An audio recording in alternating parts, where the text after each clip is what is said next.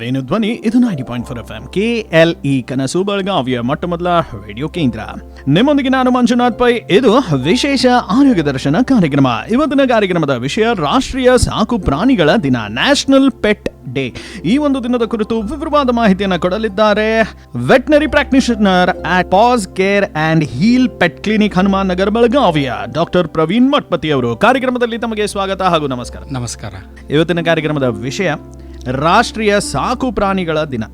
ಈ ಒಂದು ದಿನ ಯಾವಾಗ ಆಚರಿಸ್ತಾರೆ, ಅದ್ರ ಬಗ್ಗೆ? ಸಾಕು ಪ್ರಾಣಿಗಳ ದಿನ ಅಂದರೆ ನ್ಯಾಷನಲ್ ಪೆಟ್ ಡೇ ಸ್ಟಾರ್ಟ್ ಆಗಿದ್ದು 2006 US ಅಲ್ಲಿ ಕೊಲಿನ್ ಪೇಜ್ ಅವರು ಸ್ಟಾರ್ಟ್ ಮಾಡಿದ್ದು. ಯಾಕಂದರೆ ಆ ಟೈಮಲ್ಲಿ ಸ್ಟ್ರೇ ಅನಿಮಲ್ ಪಾಪ್ಯುಲೇಷನ್ ಅಂದರೆ ತುಂಬ ಜಾಸ್ತಿ ಆಗೋದ್ರಿಂದ ಅವ್ರು ಏನು ಮಾಡಿದರು, ಅದಕ್ಕೆ ಕೊನೆಗೊಳಿಸ್ಬೇಕಂತ ಜನರಲ್ಲಿ ಅರಿವು ಮೂಡಿಸಿ ಅವುಗಳನ್ನು ದತ್ತು ತಗೊಳ್ಳೋದಕ್ಕೆ ಇನಿಷಿಯೇಟ್ ಮಾಡಿ ಅದನ್ನು ನ್ಯಾಷನಲ್ ಪೆಟ್ ಡೇ ಅಂತ ಆಚರಿಸಿದರು. ಅದರಿಂದ ಇದು ನ್ಯಾಷನಲ್ ಪೆಟ್ ಡೇ ಆಗಿ ಸ್ಟಾರ್ಟ್ ಆಗಿದೆ. ಅಂಥ ಸಂದರ್ಭದಲ್ಲಿ ಎಲ್ಲ ಒಂದು ದಿನಕ್ಕೆ ಏನಾದರೂ ಒಂದು ಪರ್ಪಸ್, ಉದ್ದೇಶ ಇದ್ದೇ ಇರುತ್ತೆ. ಈ ದಿನದ ಏನು ಉದ್ದೇಶ, ಅದ್ರ ಬಗ್ಗೆ ತಿಳಿಸ್ಬೋದಾ? ಉದ್ದೇಶ ಅಂದರೆ ದತ್ತು ತೆಗೆದುಕೊಳ್ಳೋಕ್ಕೆ ನಮ್ಮ ಕಮ್ಯುನಿಟಿ ಡಾಗ್ಸ್ ಅಂತಾರೆ, ಅಂದರೆ ನಮ್ಮ ನೆರೆಹೊರೆಯಲ್ಲೇ ಸಾಕಷ್ಟು ನಮ್ಮ ಲೋಕಲ್ ಇಂಡಿ ಡಾಗ್ಸ್ ಪಪ್ಪೀಸ್ ಹಾಕ್ತವೆ. ಅವುಗಳನ್ನು ನಾವು ದತ್ತು ತಗೊಳ್ಳೋದ್ರಿಂದ ಏನಾಗ್ತದೆ ಅಂದರೆ burden on stray animals, means ಅವು ಕಮ್ಯುನಿಟಿ ಫೆರಲ್ ಡಾಗ್ ಆಗಿ ಡೆವಲಪ್ ಆಗೋದು, ಅಟ್ಯಾಕ್ ಮಾಡೋದು, ಇಲ್ಲ ರೇಬಿಡ್ ಅಂತ ರೋಗಗಳನ್ನು ಟ್ರಾನ್ಸ್ಮಿಟ್ ಮಾಡೋದು, ಪಾಪ್ಯುಲೇಷನ್ ಹೆಂಗೆ ಜಾಸ್ತಿ ಆಗ್ತದೆ ಅದು ಜಾಸ್ತಿ ಆಗ್ತದೆ. ಇವಾಗ ನಾವು ಅಡಾಪ್ಷನ್ ಮಾಡೋದ್ರಿಂದ ಅವ್ರದ್ದು ಬರ್ಡನ್ ಆನ್ ಸ್ಟ್ರೇ ಕಡಿಮೆ ಆಗ್ತದೆ, ಮತ್ತು ನಮ್ಮ ಲೋಕಲ್ ಡಾಗಿಗೆ ಒಂದು ಲೈಫ್ ಸಿಕ್ಕಂಗೆ ಆಗ್ತದೆ. They also have A better life instead of stray ಅಲ್ಲೇ ಇದ್ದು ಯಾವುದೋ ರೋಗಿಗೆ ತುತ್ತಾಗಿ ಆಕ್ಸಿಡೆಂಟ್ಗೆ ತುತ್ತಾಗಿ ಸಾಯೋ ಬದಲು ಇದೊಂದು ಒಳ್ಳೆಯ ಇನಿಷಿಯೇಟಿವ್. ಅಂದರೆ ನಮ್ಮ ಕಮ್ಯುನಿಟಿ ಡಾಗಿಗೆ, ನಮ್ಮ ಲೋಕಲ್ ಡಾಗಿಗೆ ಪ್ರಮೋಷನ್ ಸಲುವಾಗಿ ಇದು ಸ್ಟಾರ್ಟ್ ಆಗಿದೆ. ಭಾಳ ಮುಖ್ಯವಾಗಿ ಸಾಕು ಪ್ರಾಣಿ ಅಂದ ತಕ್ಷಣ ನಾವು ನೋಡ್ತೇವೆ, ನೀವು ಹೇಳ್ತಾ ಇದ್ದೀರಾ ನಾಯಿ ಅಂತ. ಬೆಕ್ಕು ಅದರಲ್ಲಿ ಬರುತ್ತಾ? ಹೌದು, ಬರ್ತದೆ. ನಾಯಿಯು ಬೆಕ್ಕು ಬರ್ತವೆ. ಇವನ್ ಬೆಕ್ಕಿನೂ ಎಸ್ ಯು ಆರ್ ರೈಟ್. ಬೆಕ್ಕೂ ಸರ ತುಂಬ ಈಗ ಡೆವಲಪಿಂಗ್ ಇದೆ. Cat is the newly crossing the dog population. ಯಾಕಂದ್ರೆ their population easy to manage ಆಗಿದೆ.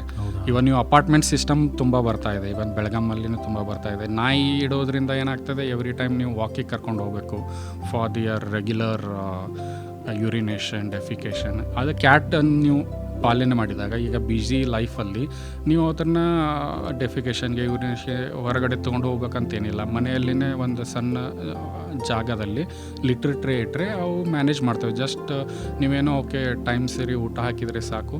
ಇವನ್ ಬೋತ್ ಆರ್ ವರ್ಕಿಂಗ್ ಇದ್ದಲ್ಲಿ, men and women, they can keep the food ಇಟ್ಟು ಅವರು ಮಾರ್ನಿಂಗ್ ಹೋಗಿ ಈವ್ನಿಂಗ್ ಬಂದ್ರೂ ಕ್ಯಾಟ್ ಆರಾಮಾಗೇ ಇರ್ತದೆ. ಅದರಿಂದ ಏನು ತೊಂದರೆ ಇಲ್ಲ. ಅಂದರೆ ಕ್ಯಾಟ್ ಈಗ ಅಡಾಪ್ಟಿಂಗ್ ಟು ದ ನ್ಯೂ ಇದಕ್ಕೆ, ಅಂದರೆ ಲೈಫ್ ಸ್ಟೈಲ್ಗೆ.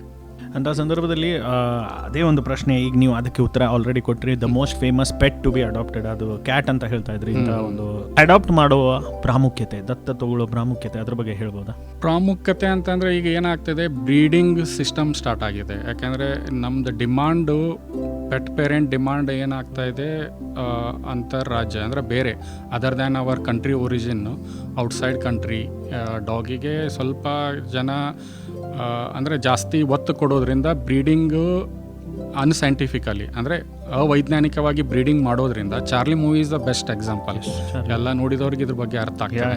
ಅನ್ಸೈಂಟಿಫಿಕ್ ಬ್ರೀಡಿಂಗ್ ಮಾಡೋದ್ರಿಂದ ಏನು ತೊಂದರೆ ಆಗ್ತದೆ, ನಾಯಿ ಯಾವ ರೀತಿ ತೊಂದರೆಗೆ ಒಳಗಾಗ್ತವೆ, ಇದನ್ನೆಲ್ಲ ತಡಿಬೇಕಂತಂದರೆ ನಾವು ಆ್ಯಸ್ ಅ ಪೆಟ್ ಪೇರೆಂಟ್ ಆಗಿ ಆ ಕಡೆ ನಾವು ಒತ್ತು ಕೊಡಬಾರ್ದು. ಅಲ್ಲಿ ಡಿಮ್ಯಾಂಡೇ ಇಲ್ಲ ಅಂದರೆ ಸಪ್ಲೈ ಇರಲ್ಲ, ಬ್ರೀಡರ್ಸಿಗೆ ಮೋಟಿವೇ ಇರಲ್ಲ ಅನ್ಸೈಂಟಿಫಿಕಲಿ ಬ್ರೀಡಿಂಗ್ ಮಾಡೋಕ್ಕೆ. ಸೊ ನಮ್ಮ ಲೋಕಲ್ ಡಾಗ್ ಹೆಂಗೆ ಆಗ್ತದೆ ಬ್ರೀಡಿಂಗ್ ಅಂದರೆ, they have a natural selection. ಒಂದು ನಾಯಿ ಬ್ರೀಡ್ ಆಗ್ಬೇಕಂದ್ರೆ they take care of everything. They will not do inbreeding ಅಂದರೆ ತಂದೆ ಆ ಫ್ಯಾಮಿಲಿಯಲ್ಲಿನೇ ಅಕ್ಕ ತಮ್ಮ ಅವು ಔಟ್ಸೈಡ್ ಹೋಗ್ತವೆ. ಹಂಗೆ ಔಟ್ಸೈಡ್ ಬ್ರೀಡಿಂಗ್ ಆಗೋದ್ರಿಂದ ಡಿಸೀಸ್ ಅದರಲ್ಲಿ ಡೆವಲಪ್ ಆಗೋದು, ಜೆನೆಟಿಕ್ ಡಿಸೀಸ್ ಆಗಲಿ, ಯಾವುದೇ ರೀತಿ ಡಿಸೀಸನ್ನು ಪ್ರಿವೆನ್ಷನ್ಗಾಗಿ ಅಂದರೆ ಡೆವಲಪ್ ಆಗುವಂಥ ಎಲ್ಲ ಇದನ್ನು ಬರ್ತವೆ ಹೊಸ ತಳಿಯಲ್ಲಿ. ಅಂದರೆ ನಮ್ಮ ಲೋಕಲ್ ನ್ಯಾಚುರಲ್ ಸೆಲೆಕ್ಷನಲ್ಲಿ ಇಮ್ಯುನಿಟಿ ಜಾಸ್ತಿ ಆಗ್ತದೆ, ನಮ್ಮ ಮೀನಿಂಗ್ ಅಷ್ಟೇ. ಭಾಳ ಮುಖ್ಯವಾಗಿ ಈಗ ಪೆಟ್ ಸಾಕು ಪ್ರಾಣಿ ಅಂದ ತಕ್ಷಣ ಸೋಷಿಯಲ್ ಮೀಡಿಯಾ ಯುಗ. ನಾವು ನೋಡ್ತೇವೆ ಸೋಷಿಯಲ್ ಮೀಡಿಯಾದಲ್ಲಿ ಯಾವ್ದಾದ್ರು ಒಂದು ವಿಡಿಯೋ, ಅದರಲ್ಲಿ ಒಬ್ಬರು ಕಾಡು ಪ್ರಾಣಿಗಳನ್ನು ಸಾಕ್ತಾ ಇರ್ತಾರೆ.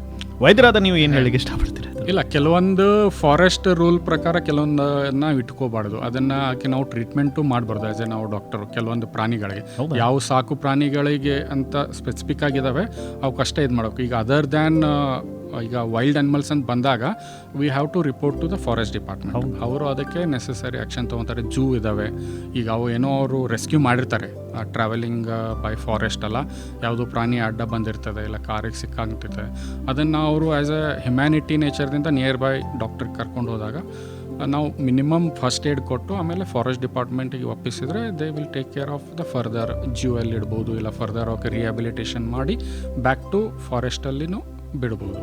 ಆ ರೀತಿ ಇದು ಅನ್ಸೈಂಟಿಫಿಕ್ ಬ್ರೀಡಿಂಗ್ ಬಗ್ಗೆ ಹೇಳುವಾಗ ಚಿತ್ರದ ಹೆಸರು ತೊಗೊಂಡ್ರಿ, ಕನ್ನಡ ಚಿತ್ರರಂಗದ ಬಹಳ ಸೂಪರ್ ಹಿಟ್ ಆದ ಚಿತ್ರ ಚಾರ್ಲಿ 777.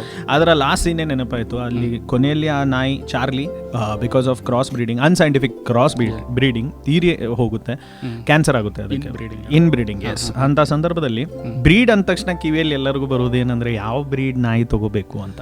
ನಾನು ಇವಾಗ ನೀವು ನನ್ನ ಪೇರೆಂಟ್ಸ್ ನಮ್ಮ ಕಸ್ಟಮರ್ ಬರ್ತಾರೆ, ಯಾರಾದರೂ ನಂಗೆ ಸಜೆಷನ್ ಕೇಳಿದರೆ ಐ ರೆಕಮೆಂಡ್ ದೆಮ್. ಅವ್ರಿಗೆ ಹತ್ರ ಸ್ವಲ್ಪ ಕಂಪೌಂಡ್ ಜಾಗ ಜಾಸ್ತಿ ಇದ್ದು ಓನ್ ಇಂಡಿಪೆಂಡೆಂಟ್ ಹೌಸ್ ಇದ್ದರೆ ನಾನು ಅವ್ರಿಗೆ ಏನು ಅಡ್ವೈಸ್ ಮಾಡ್ತೀನಿ ಅಂದರೆ ನಮ್ಮ ಲೋಕಲ್ ಡಾಗನ್ನೇ ಸಾಕಿ, ಅದಕ್ಕೇನು ಬೇಕು ನಾನೆಲ್ಲ ನಿಮಗೆ ರೆಕಮೆಂಡೇಷನ್ ಮಾಡ್ತೀನಿ. ಅವಕ್ಕೇನು ಫಸ್ಟಾಗಿ ರೇಬೀಸ್ ಇಂಜೆಕ್ಷನ್, ನಮ್ಮ ಫಸ್ಟ್ ಒಂದು ನಾಯಿ ನಾವು ದತ್ತು ತೊಗೋತೀವಿ ಅಂತಂದರೆ ಅದನ್ನು ನಿಮ್ಮ ಮನೆಗೆ ಹೋಗೋಕ್ಕಿಂತ ಮುಂಚೆ ಒಂದು ವೈದ್ಯರ ಹತ್ರ ಹೋಗಿ ಫಸ್ಟ್ ರೇಬೀಸ್ ವ್ಯಾಕ್ಸಿನ್ ಮಾಡಬೇಕು. ಏನೇ ಏಜ್ ಇರಲಿ, ಅದು 0 ಡೇ ಇರಲಿ, ಜಸ್ಟ್ ಹುಟ್ಟಿದ್ದು ಪಪ್ಪಿ ಇರಲಿ, 10 ಡೇ ಇರಲಿ, 30 ಡೇ ಇರಲಿ, 1 ಇಯರ್ ಇರಲಿ, ಯಾವುದೇ ಏಜ್ ಇರಲಿ, ನೀವು ಅದನ್ನು ಅಡಾಪ್ಷನ್ ಮಾಡ್ತೀರಿ ಅಂದರೆ ದತ್ತು ತೊಗೋತೀರಿ ಅಂದರೆ ಫಸ್ಟ್ ವೈದ್ಯರ ಹತ್ರ ಹೋಗಿ ರೇಬೀಸ್ ಇಂಜೆಕ್ಷನನ್ನು ಮಿನಿಮಮ್ ಮಾಡಬೇಕು. ಹುಚ್ಚು ನಾಯಿ ರೋಗ ಲಸಿಕೆಯನ್ನು ಫಸ್ಟ್ ಹಾಕಿಸ್ಲೇಬೇಕು. ಹಾಕಿಸಿನೇ ನಂತರ ಮನೆಗೆ ಒಯ್ಯಬೇಕು. ಮನೆಗೆ ಒಯ್ದ ಮೇಲೇನು ಇಮ್ಮಿಡಿಯೇಟಾಗಿ ನಿಮ್ಮ ಮಕ್ಕಳನ್ನು ಮುಟ್ಲಿಕ್ಕೆ, ಬಾಯಲ್ಲಿ ಕೈ ಹಾಕಲಿಕ್ಕೆ ಇವೆಲ್ಲವನ್ನು ಅವಾಯ್ಡ್ ಮಾಡಬೇಕು. ಯಾಕಂದರೆ ಏನಾಗ್ತದೆ, ನಮಗೆ ಗೊತ್ತಿರಲ್ಲ ಹಿಸ್ಟ್ರಿ, ಆ ನಾಯಿಗೆ ಬೇರೆ ನಾಯಿ ಕಚ್ಚಿರ್ಬೋದು, ಹುಚ್ಚು ನಾಯಿ ಕಚ್ಚಿರ್ಬೋದು. ಹುಚ್ಚು ನಾಯಿ ಕಚ್ಚಿತ್ತಂದರೆ ಅದು ಮಿನಿಮಮ್ 10 ಡೇಸ್ 14 ಡೇಸ್ ಟು 1 ಇಯರ್ವರೆಗೂ ಟೈಮ್ ತೊಗೊಳ್ತದೆ ಏನೋ ಸೈನ್ಸ್ ತೋರ್ಸೋಕ್ಕೆ, ಆ ರೀತಿ ರೋಗ ಲಕ್ಷಣ ತೋರ್ಸೋಕ್ಕೆ. ಅದಕ್ಕೆ ಮಿನಿಮಮ್ 10 to 14 ಡೇಸನ್ನು ನಾವು ಆ ಥರನ ಸೆಗ್ರಿಗೇಷನ್ ಥರನೇ ಇಡಬೇಕು. ಮನೆಯಲ್ಲಿ ಇಡಿ, ಊಟ ಕೊಡಿ, ಆದರೆ ಮಿನಿಮಮ್ ಡಿಸ್ಟೆನ್ಸ್ ಮೇಂಟೈನ್ ಮಾಡಿ. ಮುಟ್ಟಬೇಕಾದ್ರೆ ಸ್ವಲ್ಪ ಗ್ಲೌಸ್ ಹಾಕ್ಕೊಳ್ಳಿ, ಬಾಯಲ್ಲಿ ಜೊಲ್ಲನ್ನು ನಿಮ್ಮ ಕೈ ಮೇಲೆ ಬೀಳಬಾರ್ದು, ನಿಮ್ಮ ಯಾವುದೇ ರೀತಿ ನಿಮಗೆ ಟಚ್ ಆಗಬಾರ್ದು, ಕಣ್ಣಲ್ಲಿ ಹೋಗಬಾರ್ದು. ಇವ ಮಿನಿಮಮ್ ಪ್ರಿಕಾಷನನ್ನು ತೊಗೋಬೇಕು. 14 ಡೇಸ್ ಆದಮೇಲೆ ಎಲ್ಲ ಹೆಲ್ದಿ ಇದ್ದರೆ ಇನ್ನೊಂದು ಸಾರಿ ವೈದ್ಯ ಕನ್ಸಲ್ಟ್ ಮಾಡಿ, ಏನೋ ತೊಂದರೆ ಆ ಟೈಮಲ್ಲಿ ಅವಾಗ ಜ್ವರ ಬಂದರೆ, ಏನೋ ಚೇಂಜಸ್ ಆದರೆ ಇಮಿಡಿಯೇಟಾಗಿ ನೀವು ನಿಯರ್ ಬೈ ವೆಟರ್ನರಿ ಡಾಕ್ಟ್ರಿಗೆ ಕನ್ಸಲ್ಟ್ ಮಾಡಿ ಅವರು ಅದನ್ನು ಎಕ್ಸಾಮಿನೇಷನ್ ಮಾಡಿ ಏನಿದೆ ಅಂತ ಹೇಳಿ ಫರ್ದರ್ ನಿಮ್ಗೆ ಅಡ್ವೈಸ್ ಮಾಡ್ತಾರೆ. ಆಮೇಲೆ ಒಂದೇ ಲಸಿಕೆ ಕೊಟ್ಟರೆ ಆಗಲ್ಲ, ಅದರಲ್ಲಿ ಬೂಸ್ಟರ್ ಡೋಸ್ ಅಂತಲೂ ಇರ್ತವೆ. ಆ ಬೂಸ್ಟರ್ ಡೋಸನ್ನು ಕೊಡಬೇಕಾಗ್ತದೆ. ಆಮೇಲೆ ವರ್ಷ ಬೂಸ್ಟರ್ ಡೋಸನ್ನು ಕೊಡಬೇಕಾಗ್ತದೆ. ಧ್ವನಿ ಧ್ವನಿ ಇದು ನಮ್ಮ ಧ್ವನಿ, ಕೇಳಿ ಕನಸು ನನಸದ ವೇಣು ಧ್ವನಿ.